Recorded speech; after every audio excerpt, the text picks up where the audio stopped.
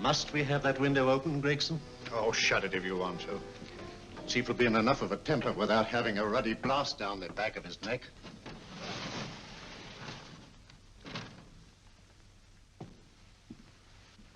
Gentlemen, the commissioner. Stuffy in here. Be seated, won't you? Gentlemen, if you wish to know what able men you are, read any of the works of popular fiction that glamorize your achievements, but don't, I beg of you, read the daily papers. They might give you an inferiority complex. I hate to mention it, but we're confronted with a series of the most atrocious murders since Jack the Ripper. And in the meantime, the CID might as well be playing at shove-halfpenny for all the good we've accomplished. Now look. Here, here, and here. Each of these red flags scattered through the city stands for a woman brutally murdered, a woman's terror, a woman's death agony. These are no ordinary crimes. These are the works of a fiend who kills first and mutilates afterwards. A ghoul who hacks off a part of his victim's body and carries it away with him, a loathsome souvenir of his butchery. 3 women murdered so far, and you haven't turned in one clue. You haven't given me one lead. Here you sit and wait for news of a 4th victim, with your arms folded.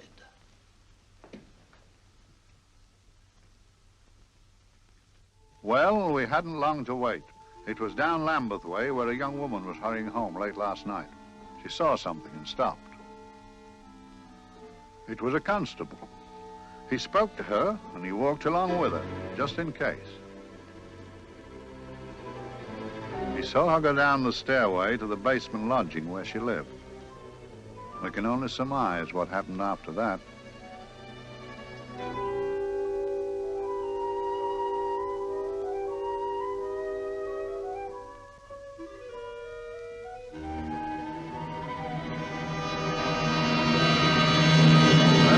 My pride in my pocket and went to see the man who'd so often helped out Inspector Lestrade and myself in the past, Mr. Sherlock Holmes.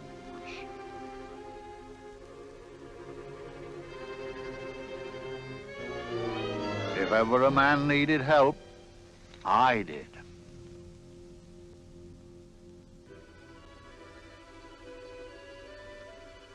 This makes 4, Inspector. 4 defenseless women here in the heart of London. And everyone with the right forefinger hacked off. Not hacked, Inspector Gregson. Cleanly, expertly severed. The work of a skilled surgeon. That's our only clue. Much about the age of my sister's girl. Is there no way of stopping this, Mr. Holmes? Yes. There's a way, somehow. The fiend that did this. I promise. I promise. We've nothing to go on. That's the rotten part of it. We can't get far without knowing the motive. Well, at least we know what the motives were not. It wasn't robbery, nor passion, thanks be, nor yet vengeance. Because they all came of totally unrelated families. Steady, Inspector, steady. Sorry, Mr. Holmes. I don't turn a hair when it's a bloke that can look after himself. A little slip of a thing like that. Yes, it's horrible. Come on, let's get a drink.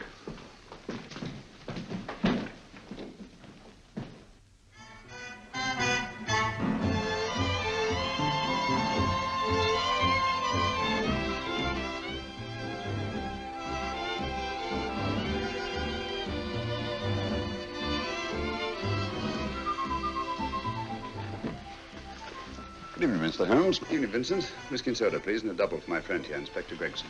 Very good, sir. Make mine Irish. Decent of you to give me a hand with this thing, Mr. Holmes.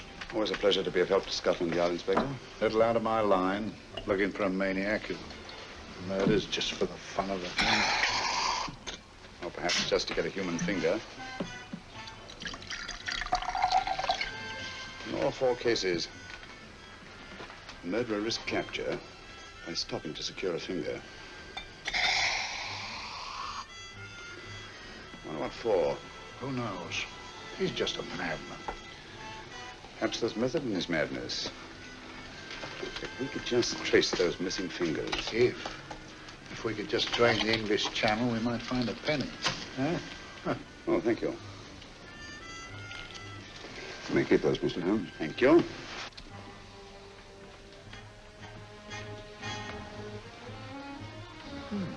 Sir George Fenwick, isn't it?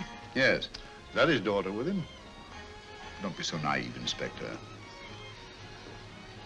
You know everyone, don't you, darling? Well, hardly.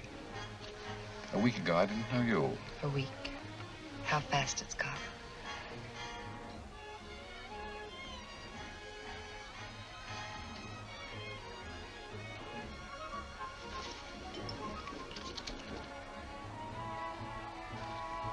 I collect these things. How very quaint of you. Shall we go? Yes.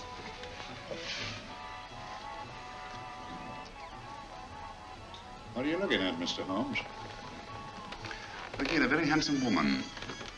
Not fond of the purple, but giving an excellent imitation. Would you like to come to my flat for a nightcap? Lovely idea. Yes, isn't it?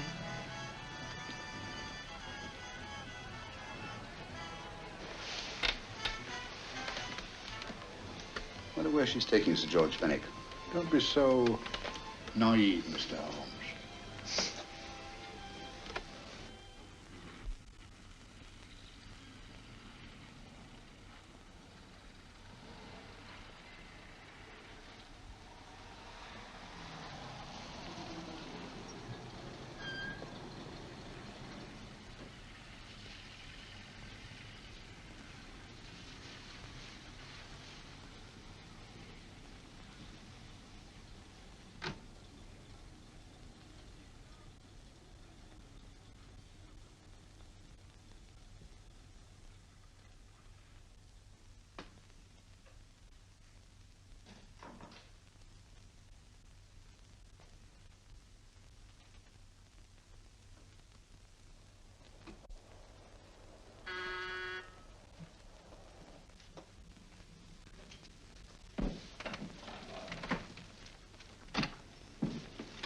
Good evening, Mum. Hello, Grandon. Any messages? No, Mum. Thank you. Drinks, Grandon. One of your nice surprises. Yes, Mum. I say, you don't mean that, Grandon's a marvel, aren't you, Grandon? Yes, Mum. You wouldn't believe the things she can do. Ah, charming place. Delightful. Really? Do you think so? I'm so glad. Do sit down. Do you mind? Do I mind? What a question. I don't mind anything, really. Except not being with you. Now, you really don't want me to believe that, do you? Not too seriously. Good. We're both quite grown up, aren't we? Quite.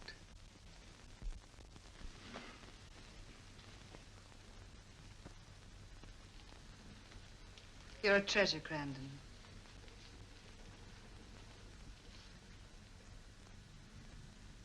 And lower the lights a little as you leave.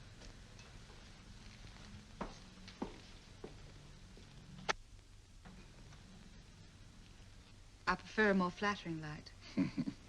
In any light, you'd be... Would I? And don't you know it? Perhaps I do.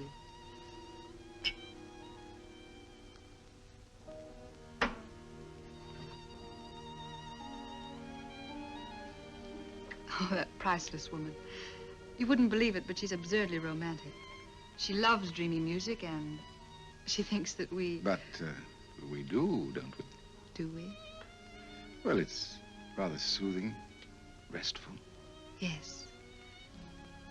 And we all need rest at times, like tired children who've played too long. You've played with wooden soldiers, I suppose. Funny. Hadn't thought of that for years. Toy boats were my special joy. Anything I could set afloat anywhere. Like this. And this. Toy boats sailing into the Never Never Land. The land of beautiful dreams. Look. Look, odd, isn't it, how the light is reflected? Little specks of light that move and move. like stars on a slowly moving stream. You know, Holmes, I'm very sensitive to atmosphere. No? Yes, I can tell by the feel of this room there's been a murder committed here. It may interest you to know, my dear fellow, it was the other side of that door at the foot of the stairs that the poor girl was murdered. If only I could find it. Find what? The one thing these unfortunate victims have in common that might give us a motive for these murders. There must be something. Another Jack the Ripper, if you ask me, a homicidal maniac. No, Watson. In the case of Jack the Ripper, there was one thing in common. His victims were all from one walk of life, living in the same section of the city. In this case, the murderer chooses his victims from all walks of life and from different sections of the city. No, my dear fellow, this is not the work of a homicidal maniac. It's something infinitely more sinister. Give me the creeps. What on earth are you talking about? Watson, I'm convinced that these murders are only incidental to some larger and more diabolical scheme. That may be, but why the severed fingers? The answer to that question, my dear fellow, is our only hope of solving these mysteries. Dear sister, I am so happy. I had such a lovely holiday at Brighton with you and Alf. And I'm looking forward to being with you again. Poor little thing. Sort of raises a lump in your throat. I can picture her sitting here happily writing this letter. And I'm not bit realizing that she's shortly going to her death. Hello? Gregson. Oh, there you are, Mr. Holmes. I've been looking for you everywhere. What's happened? Murder in Edgware Road, not half an hour ago. Woman? Yes, and the right forefinger cut off clean.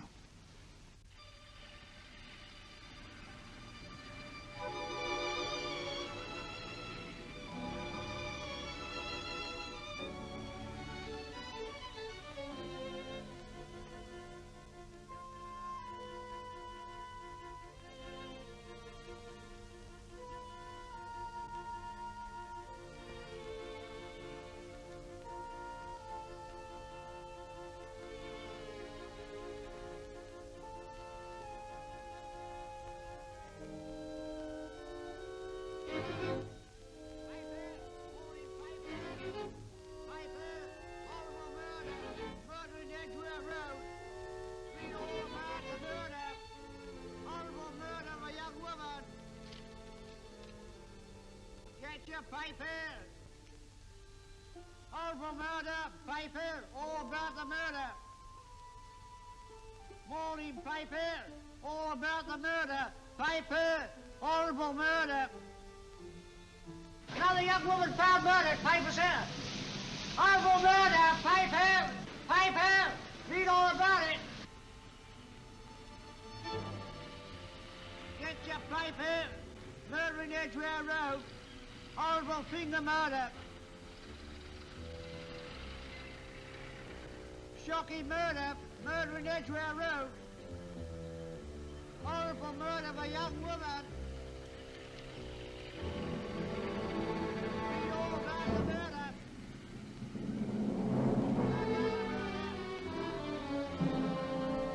Only fancy, Mum. There's been another of those horrible murders. Dear, dear, how shocking. Yes, Mum. I really don't feel quite safe here myself. Oh, dear.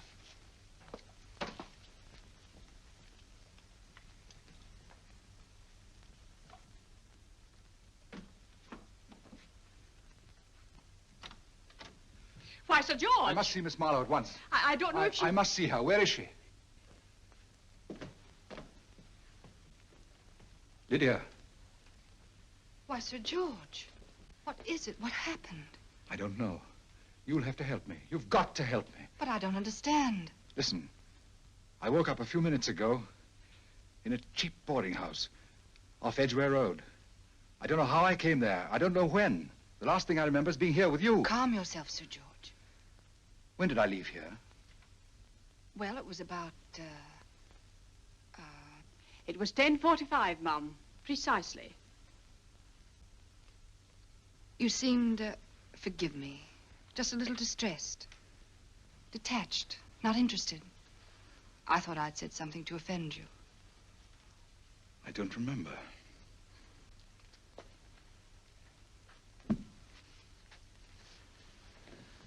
I can't remember. Tell me, has this happened to you before? Before? Well, there is such a thing as amnesia, you know. If it was 10:45 when I left you, it was 9 this morning when I woke. Over 10 hours lost. 10 hours that I can't account for. And in my pocket when I woke, I found... Here, in my pocket. That isn't... Oh, it's not for you, of course. It can't be. Excuse me, Mum, but there's a man asking to see the gentleman. Send him away. Yes, Mum. No, please. I'll see him.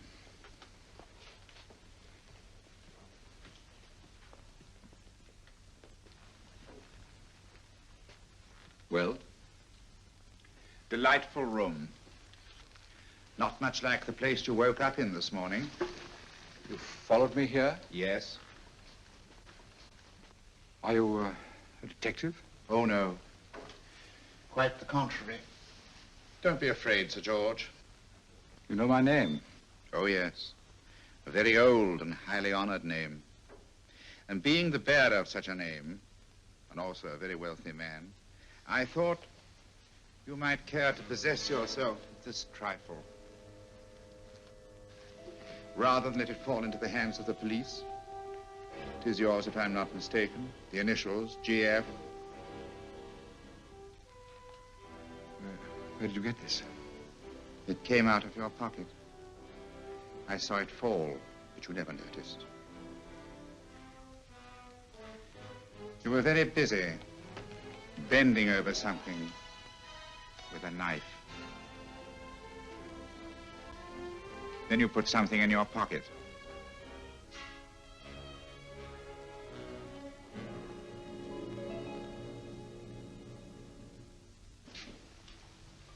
Come along, Holmes, come along, come along. How many more times must I tell you? You're missing a treat. This is delicious. Little jam tarts to follow. Aren't you tempted? You and your fresh pots. They tell me that fish is good for the brains. Brains, I haven't any. You realize that a whole day and a night have gone by since that bestial affair in Edgware Road? I'm as much in the dark as ever.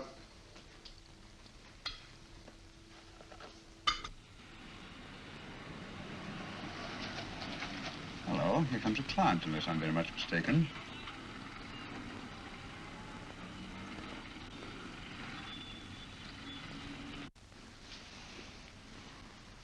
Well, attractive. Very attractive.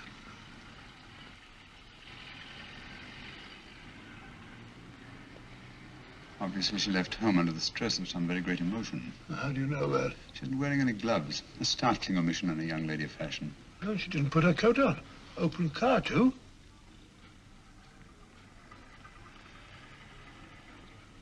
Furthermore, there's something in that bag she wants to show me. What makes you say that? The bag doesn't match her dress, indicating it was picked for size rather than style, to accommodate some bulky object. You amaze me, Holmes. What do you mention, my dear fellow?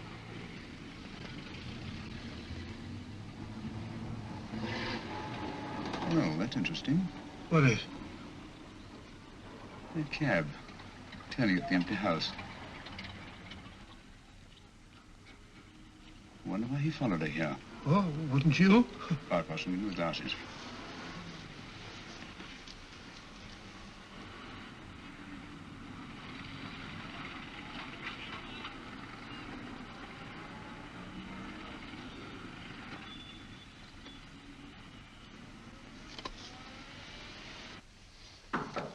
Well, we shall soon know. Yes, Mrs. Hudson? It's a young lady, sir. Most urgent. Ask her to come in. Go right in, miss. Mr. Holmes? Yes, this is my friend, Dr. Watson. How do you do? How do you do? Mr. Holmes, you must excuse me, please. Yes, well, won't you sit down? Come along. May I? It's quite all right. Thank you.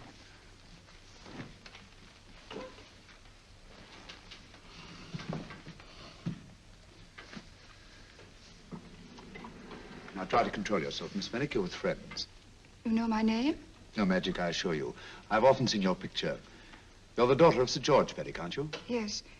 It's about my father that What about your father, Miss Fenwick? Oh, I don't know what to do. He's always been the nicest, dearest person. Only since Mother died. Yes, we know. So I didn't think anything of it when he was away all night before last. But he didn't come home until yesterday at tea time. Didn't come in for dinner at all. Just paced up and down in the library hour after hour. I begged him to let me in, but he wouldn't. Steady, steady. Now take your time. I couldn't sleep a wink last night. Then I started hearing things. Hearing things? What sort of things? I heard someone in the garden underneath my window. Then I saw a figure moving down the garden path. And I recognized my father. Stealing through his own garden like a thief.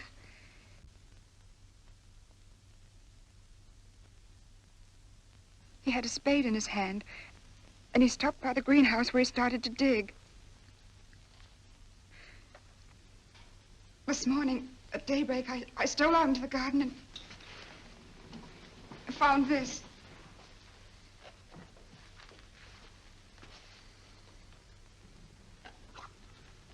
A finger. A human finger.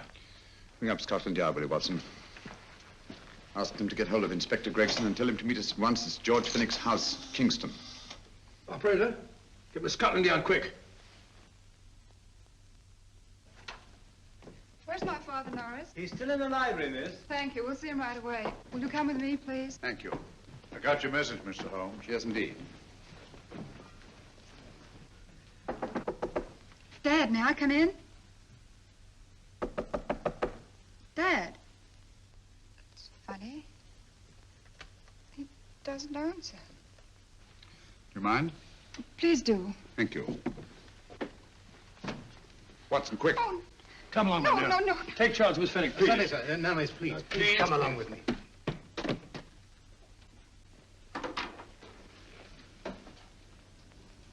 Dead? Yes. What do you make of it, Doctor? Shot in the back, between the second and third ribs. The bullet undoubtedly penetrated the heart. Look at the powder marks on his coat. I was afraid of this. What do you mean? Don't you remember the man in the cab who followed Miss Finnick to Baker Street? Well, you don't think he had anything to do with it, do I you? think it's reasonable to assume that he tipped off someone that I'd been sent for. Sir George has obviously been murdered to keep him from telling me what he knew. What was the weapon used? Small caliber revolver, point blank range by the look of the wound. The murderer came in through those French windows. The mud from the garden he brought in his boots. Sir George must have surprised the intruder. Passed the room to him here. What follows, we can't tell. But from the location of the wound, I'd say that he turned his back for a moment, and as he turned, the muzzle of the revolver was placed between his ribs and one muffled shot fired. And you mean to say he kept on going, even after he was shot? There's no doubt about it. Look there. The trail of blood leads us back to the desk. It's something Sir George was after. Something. I know. He was trying to summon help, poor chap. I don't think so, Watson. There's the bell pull by the fireplace. No, you'll notice from the trail of blood that Sir George made straight for this desk here. I wonder, there was something he was desperately anxious to get. Hello. His right hand's clenched. That's perfectly natural. Death agony. The left hand lies open. Why only one hand clenched in the death agony? The right hand, the hand nearest the desk. Please note that. If Sir George took something off this desk, something so important that he spilled his last drop of blood to get it, I want to know what it is.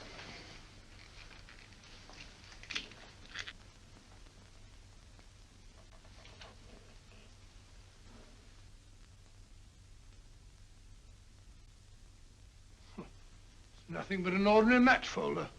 Where does that lead us? I imagine to something very important, Gregson. This match folder's from Pembroke House. Why shouldn't it be? He was there, you know. We saw him yesterday. Yes, but the effort he made after he was shot to get hold of this match folder. It's just possible he wanted someone to remember Pembroke House. He may have wished to recall it to someone who saw him there. Someone who, like ourselves, saw him with a woman.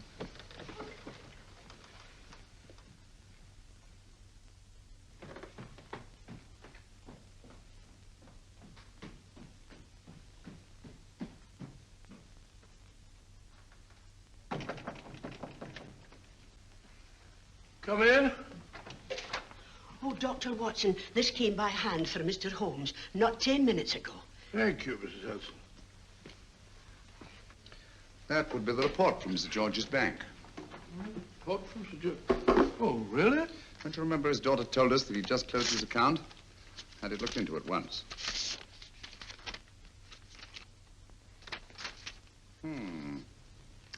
He drew out his entire balance in cash, nearly £10,000, yesterday, just after that young woman was murdered. What does that suggest you, Watson? But he paid it out to someone. Precisely. I smell the faint, sweet odor of blackmail. You don't think he paid it out to someone who saw him murder the McLean woman? Sir George never murdered anyone. But he did have that woman's finger, and he evidently did have and pay out a lot of cash. That's the terrifying part about blackmail, Watson. The victim is afraid to fight the accusation, no matter how false. Once the accusation is made, his name is smeared, and sometimes his life is ruined. Well, Sir George didn't commit these murders. What fiend did? I rather think they're not the work of any one man. Oh, come, Holmes. You don't expect me to believe there's a whole organization going about killing people and chopping off their fingers? No, it's possible, quite possible. Well, whoever's behind all this thing must be out of his mind. On the contrary, my dear fellow, if my assumptions are correct, this little scheme has behind it the most brilliant and ruthless intellect the world has ever known. You don't mean Professor Moriarty? I do. Oh, steady, Holmes. You've got him on the brain. This is the third time in as many months you've suspected him of unsolved crimes. He's dead, you know. Is he? Is he? You know he is. He was hanged in Montevideo, well, over a year ago. I know that someone was hanged in Montevideo under that name. But I'll stake my reputation that Moriarty is alive and here, now, in London. Hello? Yes, but Dr. Watson, wait a minute. You me? Oh, yes? This is Dr. Watson speaking. No, I'm afraid I've retired. I don't practice anymore. What? Oh, that's a different thing. An emergency case. Well, just a minute. Yes? Yes, well, see that she's not moved. Remember that? Don't touch her till I get there. Fractured case in the Cardinal's Mews. Heavy woman. 14 stone. Look at it. Dust. 14 stone. Just the sort of person who would hoist herself up on a stool to feed the canary. There ought to be a law against fat people keeping little dicky birds. Well, so long, old man. I shan't be very long. Haven't used that bag since I brought little Amelia. What's her name in the world? She grew up to be a very unattractive child. Oh, who wouldn't with a name like Amelia? Oh, Amelia. Amelia.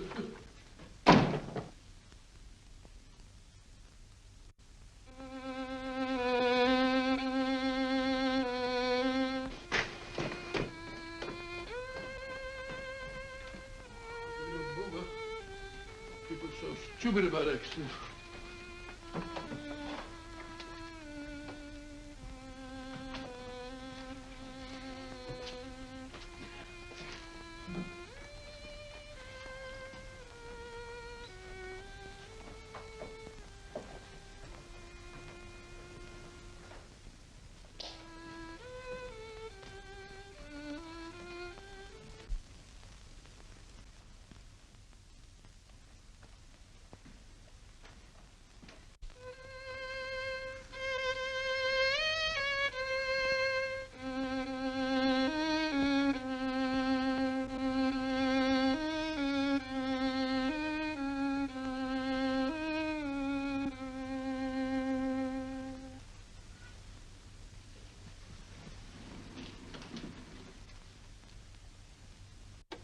Oh, Professor Moriarty. Not that I wish to appear inquisitive, but to what am I indebted for the pleasure of this visit? Scotland Yard will be interested. It's very convenient for me to have Scotland Yard think that I'm still dead in Montevideo. I never dreamed of fooling you. Thank you. The thought occurs to me, Mr. Holmes, that there are some advantages in living within the law. You are very comfortably fixed here, aren't you? As I get on in life, the little comforts appeal to me more and more. Oh, I beg your pardon. Won't you sit down? Thank you.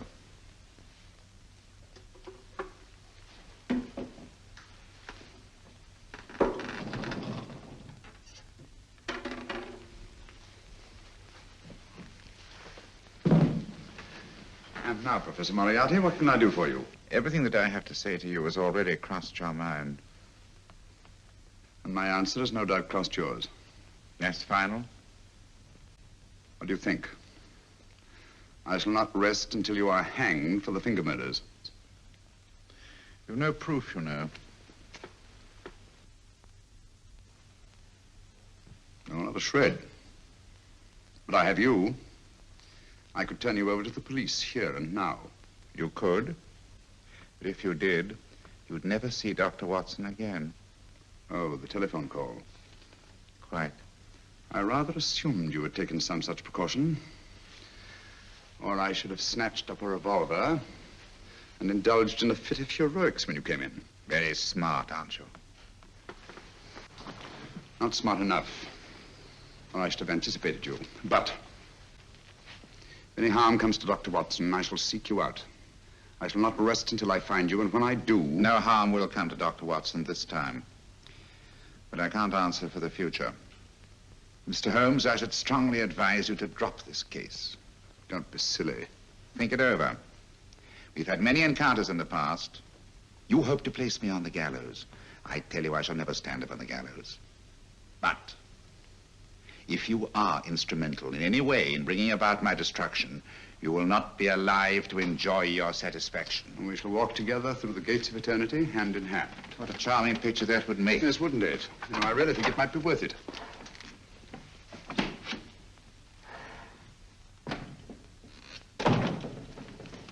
Shoelaces, Governor? Tuppence a pair. And strong enough to hang yourself. How many more times must I tell you I don't want your filthy shoelaces or your company? Shoelaces, Governor? Blasted impertinence. Run along, my good man, or I'll give you in charge. Shoelaces, Governor? Shoelaces, Governor? Help a poor bloke. What's only got one arm? Any luck with Mr. Holmes? You can read his obituary in tomorrow's papers.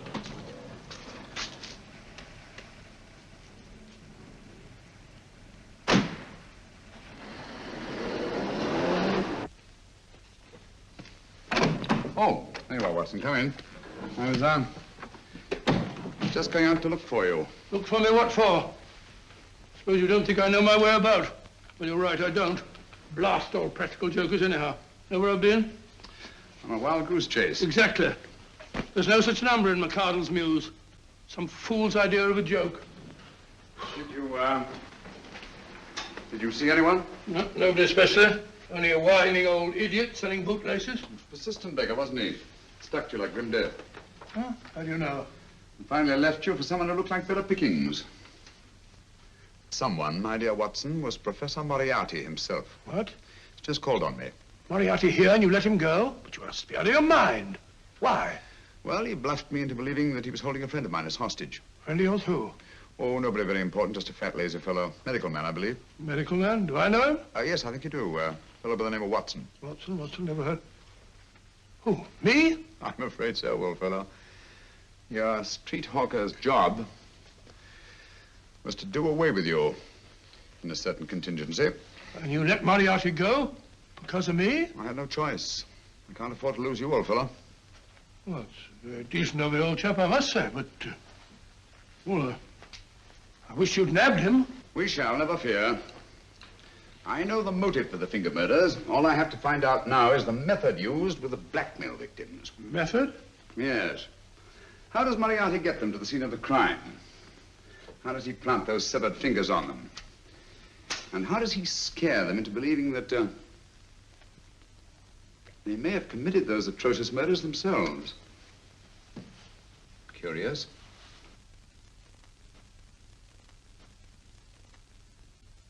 Very curious. Huh? Curious? What's curious? That window in the empty house across the street. First floor front. Oh? What's wrong with it? It's open. Why shouldn't it be open? Well, it wasn't open half an hour ago. I'll stake my life on that. Oh, that's not our business. Let it stay open. I wonder if you'd go over, old fellow, and see what's the matter. Trespassing. Against the law. Very well, I'll go myself. Oh, well, if you're going to put it like that, ridiculous waste of time. Going about shutting windows at this hour of the night. Here, you better take this torch. Well, take what? Dignified job for a doctor. Dr. Watson, the torchbearer. And what do you propose to do? Sit in a comfortable chair, I suppose, and read a good book. That's a very good idea. Yes, very good idea. While I play night watchman, you have a nice read. Good night. Have a good time. Have a good time. What do you mean, have a good...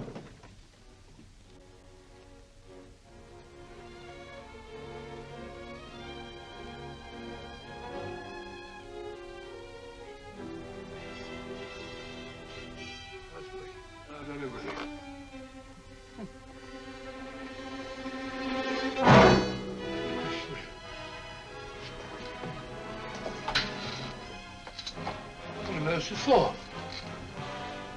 Oh, umbrella stand. Pretty little thing to keep about the house. Must have been a pet.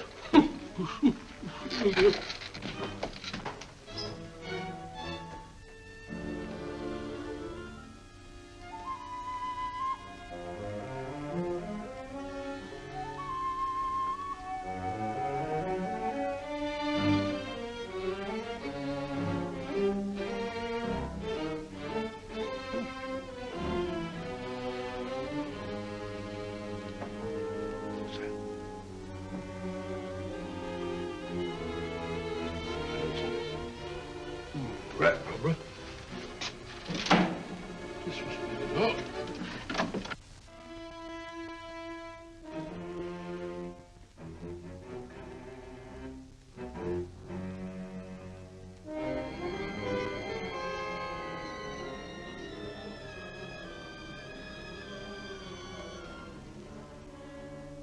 While he sits comfortably reading a book.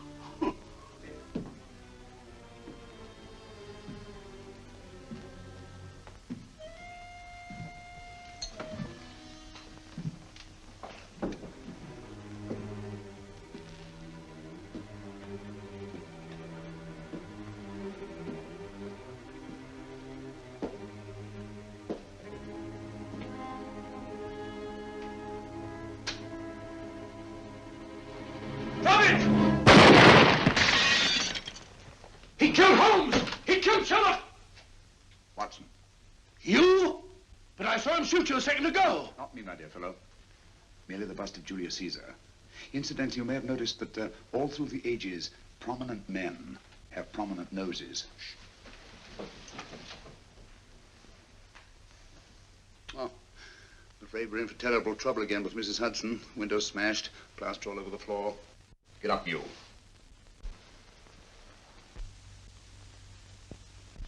Corporal Williams, Middlesex Regiment.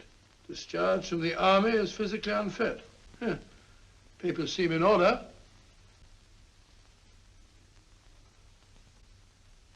Now, Corporal Williams, you've seen service in the Far East, haven't you? The East? I thought so. Look at his complexion, Watson. Yellow as saffron. He's been taking atabrine. Cure for malaria. Sniper, aren't you? Sniper. Why did you try to kill me? I had to kill him. I had to. Oh, snap out of it. Stop it, Watson. He's shamming. No, he isn't. Who told you to kill me? She told me. She told you? She told me I couldn't miss. Well, luckily you did miss, you murderer. He isn't a murderer, Watson. Listen, Corporal Williams. She told you you had to do it, didn't she? I had to do it. I've got it, Watson, I've got it. Got what? The method used in the finger murders. Well, what is it? Hypnotism, my dear fellow, hypnotism. And it wasn't against his nature, that's the devilish part of it. They picked a man for their purpose whose job was sniping. Who are they? Professor Moriarty and his finger murderers. Williams spoke of a woman. I think you'll find that she asked him home tonight for a drink. Nice quiet rooms, soft lights, music. You've got it all pat, Mr. Holmes. What's the lady look like? Oh, up 30, Nice figure, blonde, lustrous eyes. Oh, really? Got a phone number? Oh, so? Williams will give us her address. Look after him, Gregson. Don't let anyone come near him. He's our key witness in the finger murders. Well, I hope you're guessing right, Mr. Holmes. Get up, Williams. Now, go with Inspector Gregson anywhere he tells you. Come on. Yeah. Ring me as soon as he comes to himself, will you? I will. Good night, gentlemen. Good night. Well, if you believe that fellow Williams was hypnotized, I suppose you think Sir George Fenwick was hypnotized too. Yes, I'm quite sure of it. Have a cup of tea? Thanks, old boy. Nothing to eat. Well, why didn't these people make Sir George do the murder himself? Because they didn't want to get him hanged. They wanted to blackmail him. Well, who do you think the actual murderer is? One of Moriarty's gang. A diabolically simple technique. Kill a woman. Yes, but why cut off the fingers? My dear fellow, don't you understand? The severed finger is what links the blackmail victim to the murder. He wakes, finds the grisly thing in his pocket. He doesn't know how it got there. He's no idea that he's been hypnotized. For all he knows, he may have committed the atrocious crime during some dreadful lapse of sanity. In that state, when he's utterly demoralized, the blackmailers take over. Is that it? Undoubtedly. You see, they swear that they saw him commit the murder. And being human, the victim will pay anything rather than stand trial on a charge that will make his very name loathsome. Oh, it all fits in if you believe in hypnotism. Yeah. The only possible explanation. You think the hypnotist is that woman with the blonde hair, the lustrous eyes, the woman you invented? I didn't invent her. I saw her. What on earth are you talking about? That woman, my dear Watson, was with Sir George when he left Pembroke House. I saw her there. I shall see her again, and Williams will lead me to her. That's why it's so important to keep him safe. He will identify her.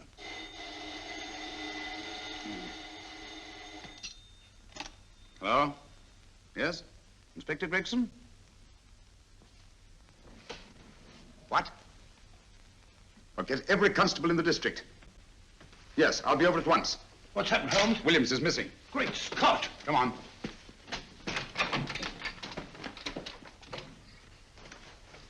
Lorry crashed into Gregson's car. During the confusion, Williams disappeared. Escaped, eh? No, kidnapped. To keep him from talking when he came to. You don't think that Moriarty... With Moriarty? Anything is possible.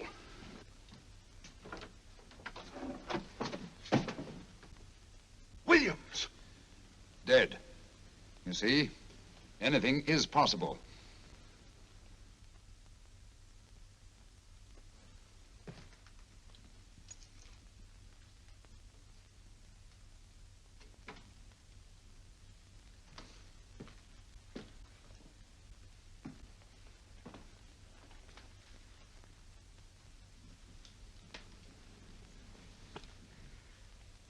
Oh, good morning, Professor Moriarty.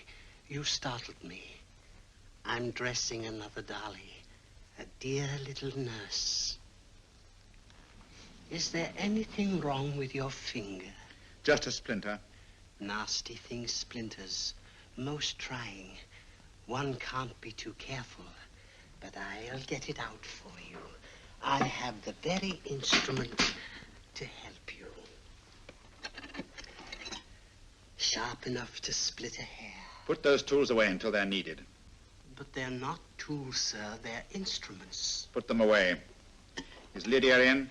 Yes. But really, you should let me. Get dressed. Holmes and Watson just left Baker Street for the Mesmer Club. Mesmer Club? The meeting place of all the top hypnotists in London. Do you suppose that Mr. Holmes is onto our method? If he suspects, it's merely a suspicion. It's our business to see that it ends there. I hope you're right. Williams passed away before he could talk, remember? What do you want me to do? Go to the Mesmer Club, meet Holmes, and induce him to come back here. Isn't that a bit dangerous? Every meeting with Sherlock Holmes is potentially dangerous. However, you say he didn't see your face at Pembroke House.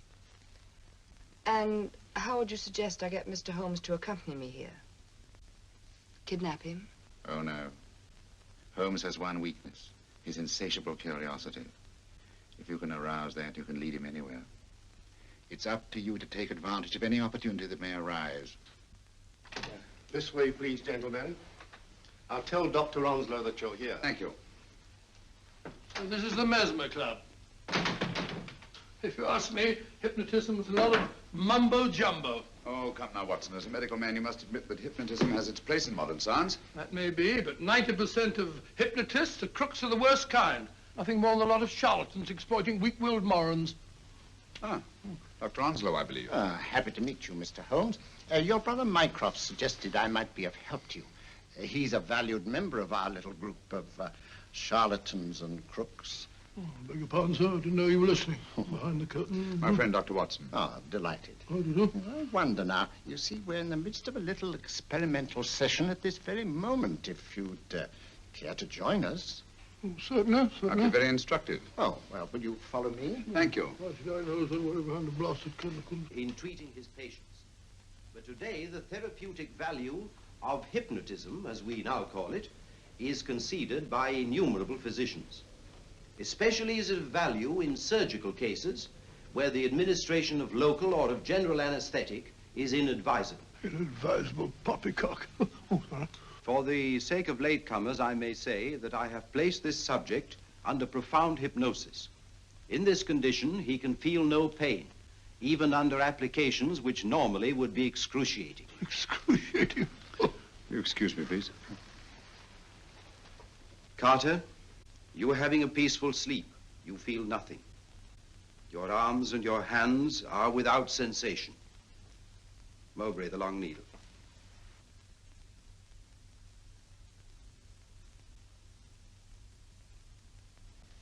Carter, give me your right hand.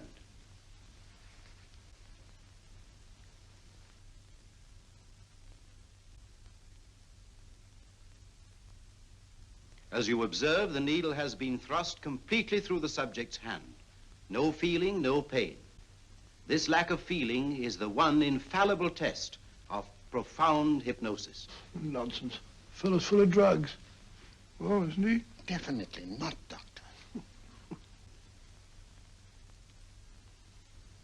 Wake up, Carter, wake up. You feel well and rested, remember. No pain anywhere. Wake up, wake up. I say, when are you going to begin? All through, Carter. Stand up. This way, sir. And, are these all the people that come here? Oh, no. Others keep dropping in all the time. I suppose it's all right for those who believe in it, but of course, I'm a professional man myself. Then you don't believe in hypnotism, Dr. Watson? Oh, I don't deny that there are certain types of hysterical, feeble-minded people who go under if you point your finger at them. But anyone with an ounce of character...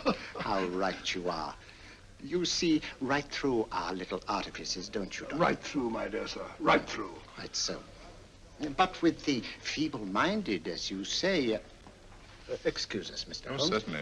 Step over here, won't you? Certainly, sir. Anything to oblige.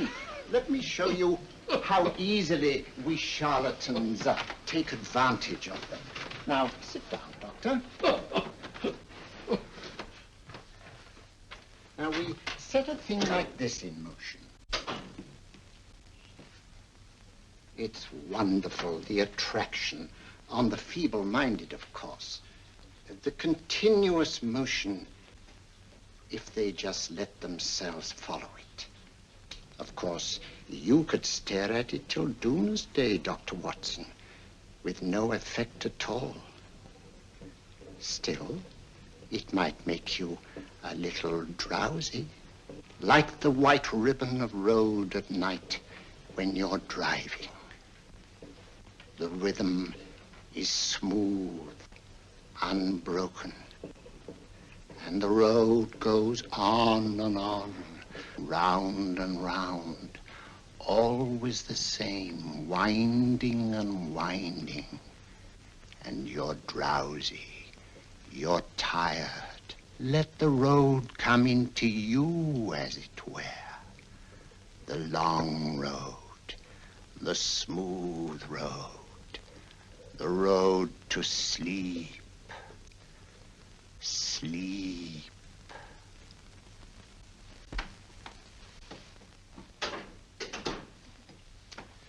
Open your eyes.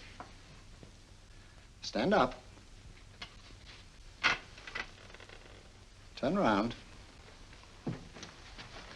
And now, Dr. Watson, you're on a holiday in Scotland. The country is amazingly beautiful. We're coming to a stream. It isn't deep. Better take your shoes and socks off.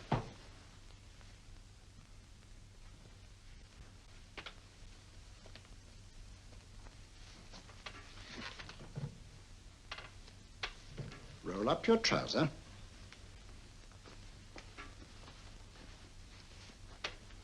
That will do. The other leg is waterproof. Turn around. Mind the pedals.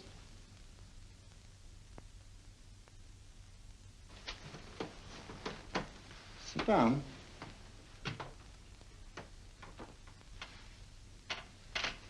Wake up now.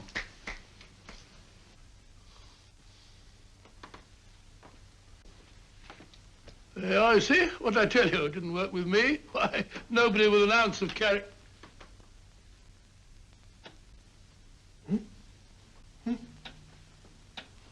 I think you'll need these.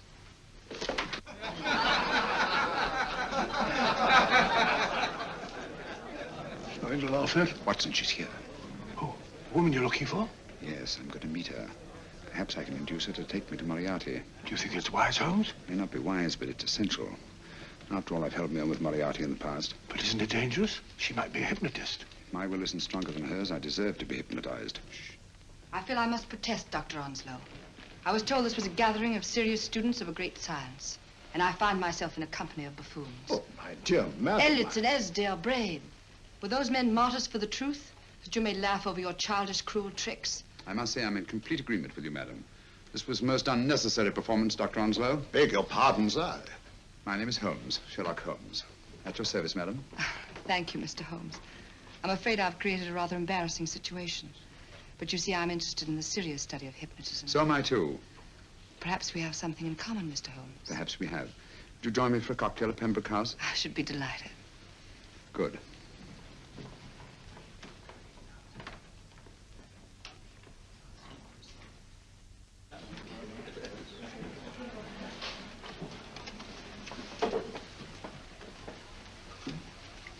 Thank you. I didn't know there was such a pleasant place in London. It was so nice of you to suggest our coming here. I thought a little picking up would do us good. You mean you thought I looked... I like the way you look. Thank you. I suppose I did lose my head a little at the Mesmer Club. But you see, hypnotism is almost a religion with me. I know so well what it can do to help, heal. And I can't bear to see it used for trivial purposes. I know very little about it. That's why I went to the Mesmer Club. You see, I'm rather puzzled just now with the case that I'm working on. How fascinating. Tell me about it. It's the murder of Sir George Fenwick. Fenwick? Who's he? Quite a well-known figure. Odd now I come to think of it. The last time I saw Sir George was here at Pembroke House. Strange. Yes, isn't it? He was sitting, I believe he was sitting at this very table. Cigarette? Thanks. Do go on. There was a charming lady with him. He was lighting a cigarette.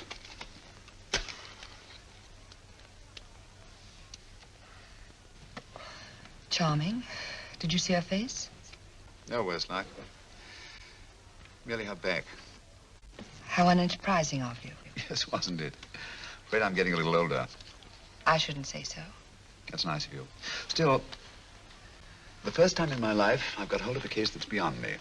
I'm actually losing sleep over it. You know, Mr. Holmes, I believe I could help you. Really? I should be very grateful. You're amused. Oh, merely skeptical. How would you go about it? I've used hypnotism more than once in healing. Not for profit. I'm not a professional. But I do think I could help you. If you'd care to... I can't think of a pleasanter experience.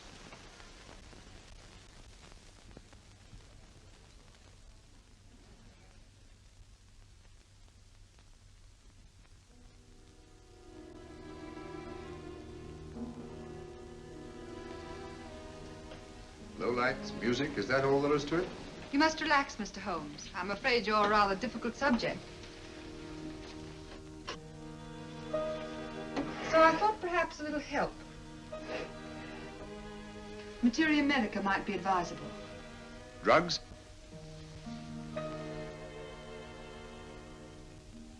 No, I'd rather not, if you don't mind.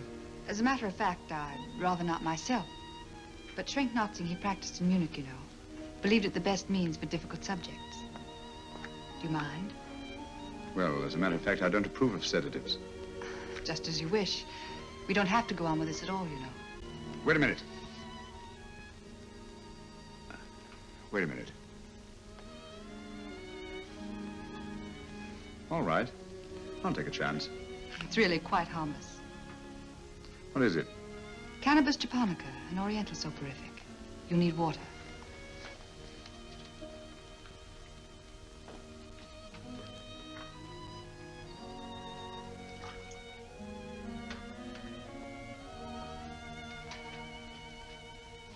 Thank you. Now sit down, Mr.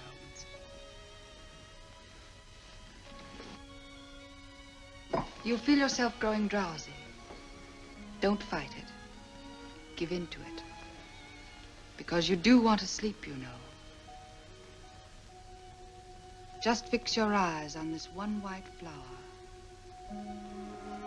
floating on the water. Empty your mind of every other thought. Follow the motion of the water. So smooth.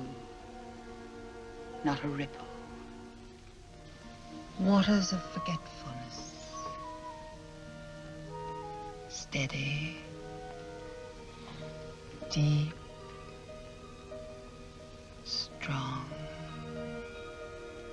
Strange, isn't it? How the light is reflected. Little specks of light that move and move.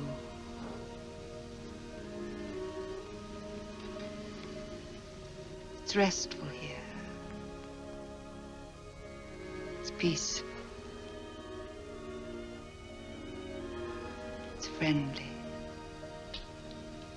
And you're very close to finding what you're looking for. You'll find them soon now. The guilty ones. When you're rested, gentle waters closing over you. Steady, deep, strong, drawing you down, down, down.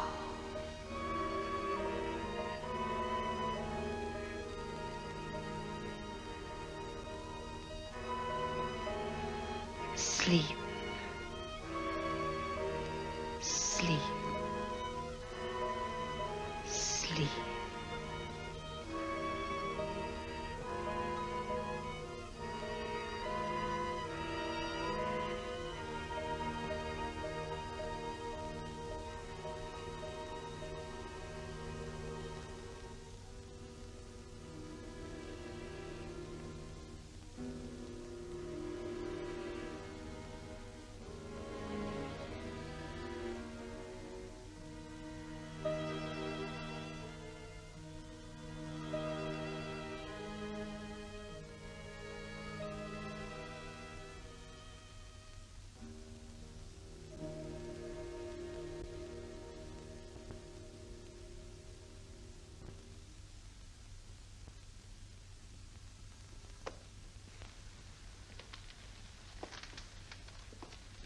Here he is, Professor Moriarty.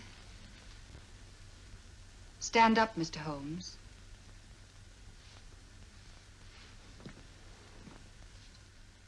Open your eyes.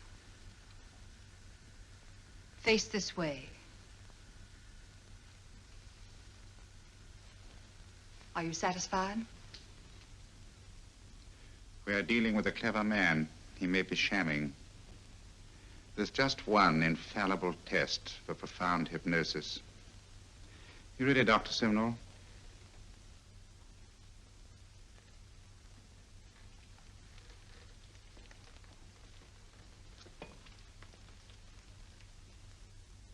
That will do, Doctor. He couldn't fake insensibility to the knife. I congratulate you, Lydia. Turn round, Mr. Holmes. Now walk to the desk.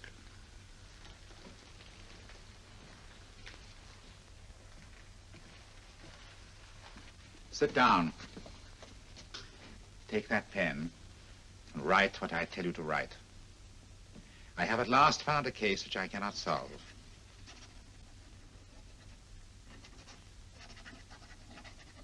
I have outlived my usefulness. Therefore, I have decided to end my life.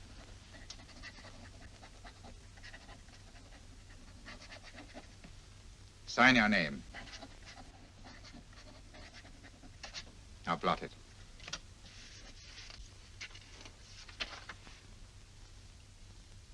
Fold it up and put it in your pocket. Come, Mr. Sherlock Holmes. Go out onto the terrace. But it won't look like suicide, sir. I'm sorry, but Mr. Holmes' injuries must all be self-inflicted. Let's walk a little, Mr. Holmes. It's so pleasant here in the garden. Just step up here onto the terrace. It's a nice, broad terrace. Now turn to the left and walk slowly to the end of the terrace.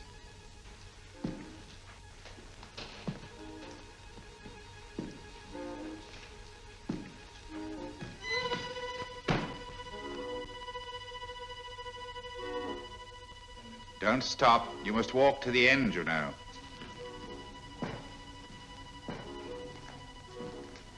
The end leads to an open doorway. You can pass through it in perfect safety. In the room beyond the doorway, you'll find what you've been looking for. Must you drag this on? This is the moment I've been anticipating for a long time, my dear. Go on, Mr. Holmes.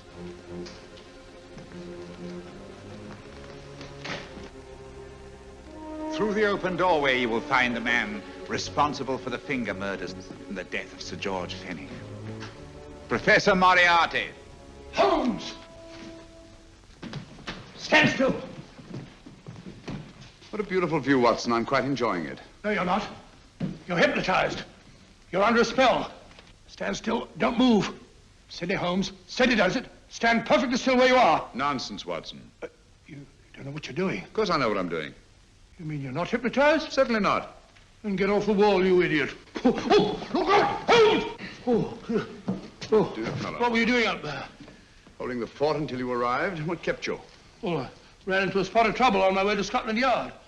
I was arrested for exceeding the speed limit. Your luck seems to hold, Mr. Holmes. I'd hardly call it luck, Professor. You see, I substituted a drug of my own for the one that this dear lady pressed on me. You are clever, aren't you?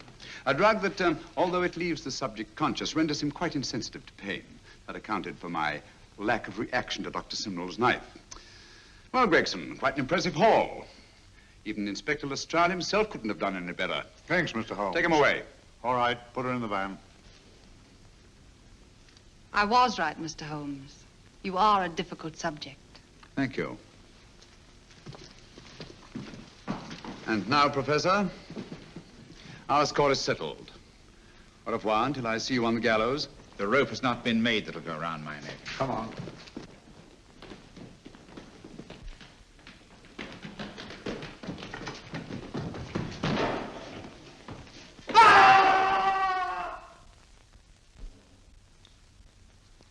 I'll take care of things, Mr. Holmes. Thank you, Inspector. Come on. An evil man, Holmes, but what a horrible death. Better than he deserved. What are you thinking of? I'm thinking of all the women who can come and go in safety in the streets of London tonight. Stars keep watch in the heavens. And in our own little way, we too, old friend, are privileged to watch over our city.